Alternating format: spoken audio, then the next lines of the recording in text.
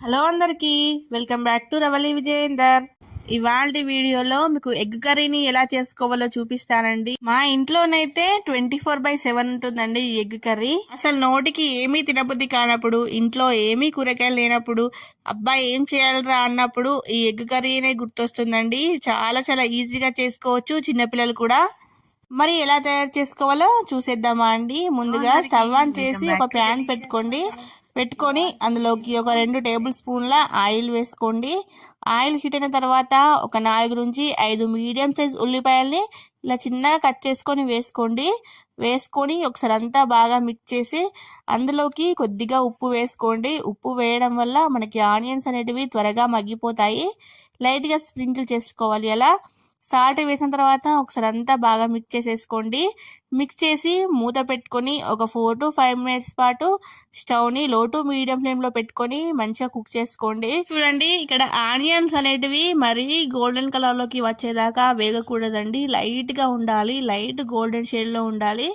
చూడండి, ఇలా ఫ్రై అయిపోయినాయి కదా. ఇప్పుడు ఇందులోకి 1 టీ స్పూన్ దాకా అల్లం వెల్లుల్లి పేస్ట్ వేసుకోండి. అలాగే ఒక 1/2 టీ స్పూన్ పసుపు వేసేసుకుని అల్లం వెల్లుల్లి పేస్ట్ నుండి పచ్చివాసన వెళ్ళేదాకా మంచిగా ఫ్రై చేసుకోవాలి. స్టవ్ని లో టు మీడియం ఫ్లేమ్లో పెట్టుకోండి, హై ఫ్లేమ్లో పెట్టకూడదు. చూడండి, ఇలా చక్కగా ఫ్రై అయిపోయింది కదా. అవును, ఎగ్ కర్రీని వెరైటీగా ఎన్ని రకాలుగా చేస్తారో కామెంట్ చేయండి. నేనైతే చాలా రకాలుగా చేస్తాను. ఇప్పుడు ఇందులోకి టేస్ట్కి సరిపడా కారం వేసుకోండి. ఎగ్ కర్రీలోకి ఎప్పుడైనా కొంచెం కారం ఎక్కువగానే ఉండాలండి, అలా అయితేనే నీచు వాసన అనేది రాదు. అలాగే 1 టీ స్పూన్ ధనియా పౌడర్, కొద్దిగా ఉప్పు వేసేసుకోండి. వేసేసుకున్న తర్వాత ఉప్పు కారం అంతా మంచిగా కలిసేలా ఒక 1 మినిట్ పాటు స్టవ్ని లో ఫ్లేమ్లో పెట్టుకొని కంటిన్యూస్గా కలుపుకుంటూనే ఉండండి. హై ఫ్లేమ్లో పెట్టకండి, కారం అనేది మాడిపోయింది అనుకో టేస్ట్ అనేది చేంజ్ అవుతుంది. లో ఫ్లేమ్లో పెట్టుకొని మంచిగా కలుపుకోవాలి. ఇప్పుడు ఇందులోకి కొద్దిగా వాటర్ పోసుకోండి. మనకు ఎగ్స్ కుక్ కానికి వాటర్ వేసేసుకోకుంటే ఏంటంటే త్వరగా మాడిపోతుంది, టేస్ట్ అనేది కొంచెం వేరేలాగా ఉంటుంది. అదొక రకం. కొంచెం వాటర్ వేసేసుకుంటే ఇదొక రకం అన్నట్టు. ఇది కూడా చాలా బాగుంటుంది. చూడండి, వాటర్ వేసేసిన తర్వాత మీరు ఎన్నైతే ఎగ్స్ని తీసుకోవాలనుకుంటున్నారో అన్ని ఎగ్స్ని ఇలా కొట్టేసుకోండి. చూడండి, ఇక్కడ నేనైతే 4 మీడియం సైజు ఉల్లిపాయలకి 4 ఎగ్స్ని తీసుకున్నాను. మీరు కావాలనుకుంటే ఎక్కువ కూడా తీసుకోవచ్చు. మేము 4 మెంబర్స్ కాబట్టి 4 తీసుకున్నాను. పైన లైట్గా కొంచెం కారం అండ్ ఉప్పుని కొంచెం అలా లైట్గా స్ప్రింకిల్ చేయండి.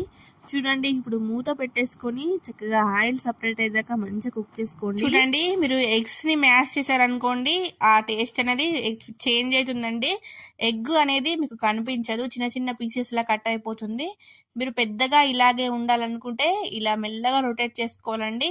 2 స్పూన్ల సహాయంతో మెల్లగా ఎగ్ని రొటేట్ చేసుకోండి. చూడండి, ఇలా అన్ని ఎగ్స్ని మంచిగా రొటేట్ చేసుకుంటూ మంచిగా నీచు వాసన అనేది లేకుండా మంచిగా కుక్ చేసుకోవాలి. ఇలానే అన్ని ఎగ్స్ని రొటేట్ చేసేసుకోండి. చూడండి, ఈ ఎగ్ కర్రీ అయితే చపాతీలోకి అయితే చాలా చాలా బాగుంటుంది. ఒకసారి ట్రై చేయండి చపాతీలోకి ఎవరైనా తిననట్టయితే. చూడండి, ఇప్పుడు ఆయిల్ అనేది మంచిగా సపరేట్ అయిపోయింది కదా. ఎగ్స్ కూడా చక్కగా కుక్ అయిపోయాయి. ఇప్పుడు ఇందులోకి ఒక గుప్పెడు కొత్తిమీరని సన్నగా తరిగి వేసుకోండి. కొత్తిమీర ఫ్లేవర్ అయితే చాలా బాగుంటుంది, అసలు స్కిప్ చేయొద్దు. కొత్తిమీర వేసేసిన తర్వాత ఒక 2 మినిట్స్ పాటు మంచిగా లో ఫ్లేమ్లో కుక్ చేసుకోండి. ఆ కొత్తిమీర ఫ్లేవర్ అనేది మంచిగా కర్రీకి పడుతుందండి. అంతేనండి, రెడీ అయిపోయింది ఎగ్ కర్రీ. నచ్చిందా? మరి ట్రై చేస్తారు కదా, ట్రై చేసి ఎలా వచ్చిందో కామెంట్లో చెప్పడం మర్చిపోవద్దు. మరిన్ని మంచి మంచి వీడియోస్ కోసం ఆన్లైన్ వంటిల్లు ఛానల్ సబ్స్క్రైబ్ చేసుకొని పక్కన ఉన్న బెల్ ఐకాన్ని క్లిక్ చేయండి. Thank you for watching. Keep watching. Bye.